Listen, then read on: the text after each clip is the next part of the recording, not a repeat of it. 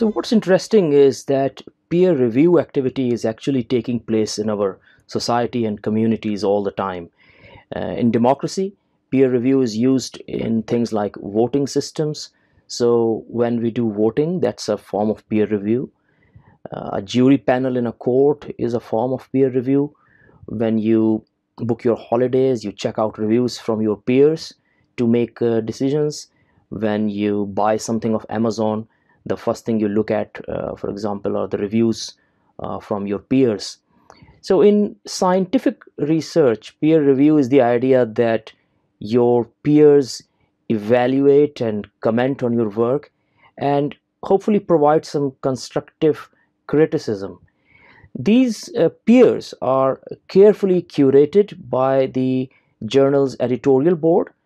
These are experts who are qualified to judge your work, and it allows us to essentially crowdsource knowledge. It gives the authors an opportunity to see their blind spots and identify errors and areas of improvement so they can make their work better.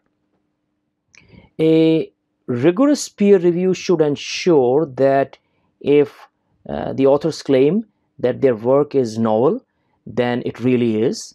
It should also ensure that there are no over exaggerated claims made in the paper. Make sure there are no inaccurate conclusions or errors in methodology. It should also ensure that the paper is relatively free from bias and ensuring that the authors have declared conflicts of interests, etc. So overall, peer review is a quality control filter that provides a higher degree of scrutiny. For authors, it helps to improve the overall quality of their manuscript, which in turn will be beneficial for the society. If more people are looking at your work and looking at your experiment, it would give us better knowledge. It's essentially a check and balance mechanism on bad knowledge going forward, and also perhaps a medium of accountability. Peer review, I believe, is the true democracy in science. Now, how peer review works? So, peer review is a highly structured professional activity.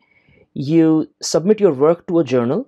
It is received by the handling editor, also sometimes called the managing editor, who looks at the paper and then determine whether it is suitable for the journal.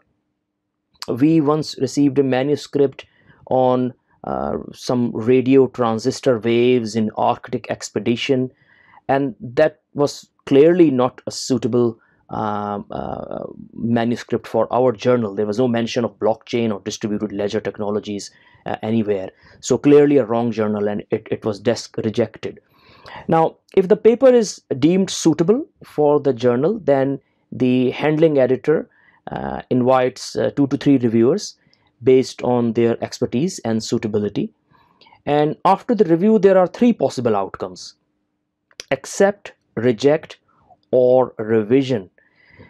We very rarely have 3 clear accept or 3 clear rejects. It's usually a mix of 1 reject and 2 revise and submit, something like that. So now remember, the whole idea is to improve the quality of the manuscript. So reviewers might say you need to, for example, substantiate some claims that you have made in the paper. So the revision work for you as an author varies. It could be minimal, it could be moderate, or it could be extensive, depending upon the deficiencies identified in the original work. Now, obviously, there are some limitations of peer review. While peer review does provide some authority of approval that the work is recognized as robust and free of bias, relatively free of bias by experts in the field, it does not guarantee that something that is published cannot be found to be wrong in future. What it does, it demonstrates that the published work is relatively correct and free from any major errors or omissions at the time of review. But having said that, the idea of peer review is a really important one, and the one that has been a bedrock of science for the last many centuries.